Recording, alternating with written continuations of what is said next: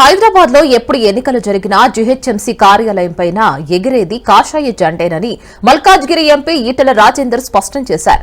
Old బోయినపల్లిలో BJP contested corporator Tirupati Yadav ఆధ్వర్యంలో ఏర్పాటు చేసిన నూతన కార్యాలయాన్ని ఈటెల ప్రారంభించారు. హైడ్రాతో హైదరాబాద్ బస్తీల ప్రజలపై కన్నెర చేసినప్పుడు పేద ప్రజలకు అండగా ఉండి ప్రభుత్వంపై పోరాటం చేసింది బీజేపీ పార్టీ నేతలని తెలిపారు. ఓల్డ్ బోయినపల్లి ప్రజల సమస్యల పరిష్కారానికి వారధిగా కార్యాలయంలో నేతలు అందుబాటులో ఉండి సేవలు అందించనున్నట్లు పేర్కొన్నారు. గత 10 ఏళ్లు తెలంగాణ రాష్ట్రాన్ని బీఆర్ఎస్ పూర్తిగా భ్రష్టు పట్టించగా అధికారంలో ఉన్న కాంగ్రెస్ పార్టీ కేవలం 16 నెలల్లోనే ప్రజల విశ్వాసాన్ని కోల్పోయిందని తెలిపారు.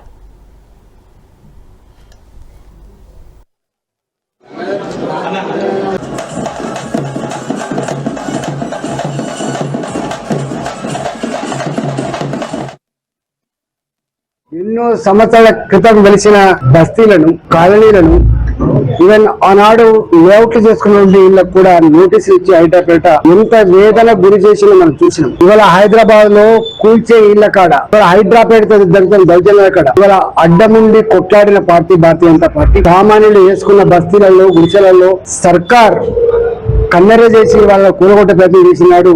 వాళ్ళకు అండగా ఉన్నటువంటి పార్టీ ఇవాళ భారతీయ జనతా పార్టీ. హైదరాబాద్ ప్రజానికాన్ని నిరంతరంగా విజ్ఞప్తి చేస్తున్నాం.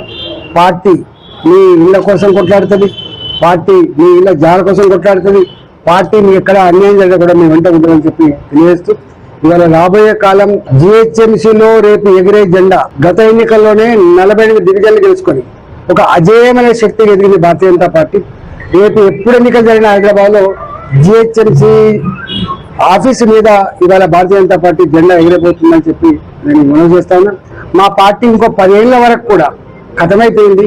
రేవంత్ రెడ్డి గారి ముసుగులో, రేవంత్ రెడ్డి గారి నాయకత్వంలో మా పార్టీకి భవిష్యత్తు లేకుండా పోయిందని చెప్పి వాళ్ళే మాట్లాడుకుంటున్నారు. కాబట్టి ఇవాళ కాంగ్రెస్ పార్టీ, ఇవాళ బీఆర్ఎస్ పార్టీ ప్రజల క్షేత్రంలో ఎంచిపోయిన పార్టీ. కాబట్టి రేపు ప్రజల చేత ఆశీర్వదించబడి గెలిచే పార్టీ భారతీయ జనతా పార్టీ. కాబట్టి